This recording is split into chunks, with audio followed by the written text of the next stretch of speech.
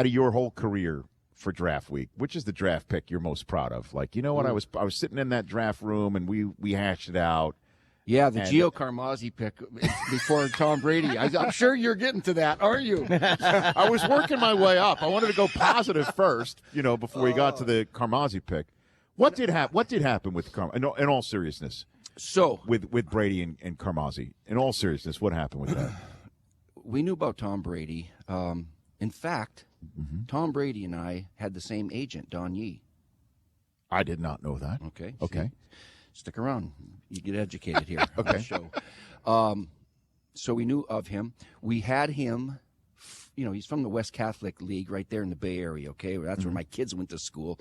There was a lot of connections and, familiarity there, I guess. And we had him at our local combine team. I don't know if every team does it, but we at the Niners had a local combine which invited all of the kids from a 50-mile radius who either went to high school or college in the Bay Area. Sure. So you come, there's about 75 guys, and you have a little combine. You give them a free T-shirt, you let them work out, you let them throw, you let them run a 40. You get, it's really quick, obviously, and he was at that. Brady was there. Yeah. Just fresh off the campus at Ann Arbor, winning the Orange Bowl, crushing it, and he showed up there.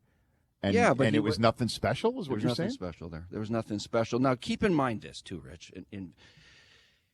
we, at the time, were looking for a certain type of quarterback, and quarterbacks are in categories. There's the athletic quarterback, and there's the drop-back pocket passer, okay?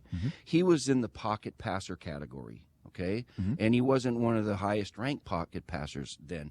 But that we were looking for a guy in the mold of a Steve Young who ran a 4.5. Right. A guy like a Jeff Garcia who was smaller, more athletic, could throw from the run. You could move him around. So we wanted that kind of. So Carmazzi was more of that player than Brady? Yeah, of course. Now, who was part of it? Was Bill Walsh? Walsh was part of this process, yes, right? Yes. You Walsh, Terry, Donahue, Napper, Greg Knapp, Marty Morningwig. I mean, we're all there. We're all there, but we had them categorized. Gio Carmazzi, on his defense, okay, he was a 3.9 Rhodes Scholar. He was the point guard of his basketball team in high school. All right, he was a heck of an athlete, okay, right. With good size. So we thought, you know how arrogant coaches are. You think, I can mold this guy into somebody I really want. You know what I mean? Because he's a smart athlete. Start with that, smart athlete, and then mold him. He wasn't having to play right away. So that didn't work out.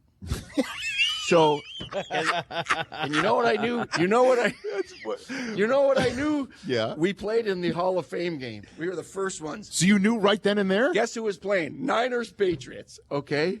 And neither guy played much. Brady played at the end of the game, and Gio played at the end of the game. And Gio wasn't ready for this. He was nervous in the huddle. It was too big for him. It was a little evident at that time. What school did he come out of? Do we remember? Yeah, Hofstra. And we had a pipeline to Hofstra. I hired Dan Quinn out of Hofstra. That's right. Okay? That's right. Yes, right, we had right, Dave Fiore. We had Lance Schulters. There were some athletes and coaches coming out of Hofstra. Oh, I mean. And so Gio was in Hofstra because UOP Wayne Corbett dropped came football. out of Hofstra. UOP dropped football. Right. He's a Bay Area kid. So you knew Sacramento kid. on that high school field in Canton, Ohio, that I walked off the field saying, Gio's got a ways to go, and we don't need him to play this year. Don't worry about it. But it was a little bit too much, too soon for him. And then Tom Brady went out there, and not that I was watching Tom Brady, but he did a good job in that fourth quarter for them. Yeah. Efforting his stats, Rich, as we speak in the Hall of Fame game. But do you have? Did he throw a touchdown pass? I'm looking. Who, Brady or no? Or Gio didn't. No, Gio didn't. So who is your draft choice that you were part of? That you're like, you know what, we saw that and we hit it. Oh gosh, I'd have to go back and think. I'll tell you a good story. I just mentioned Lance Schulters. Yes, you did. From Hofstra. Yes. So it was when the first 3 rounds of the draft were on one night. Saturday, right. And then the rest of it was on Sunday. Correct. And the green room was very selective. It's kind of a privilege to be honored and it's invited to the green room, sure. Right? So obviously he wasn't. He was not a first-day guy.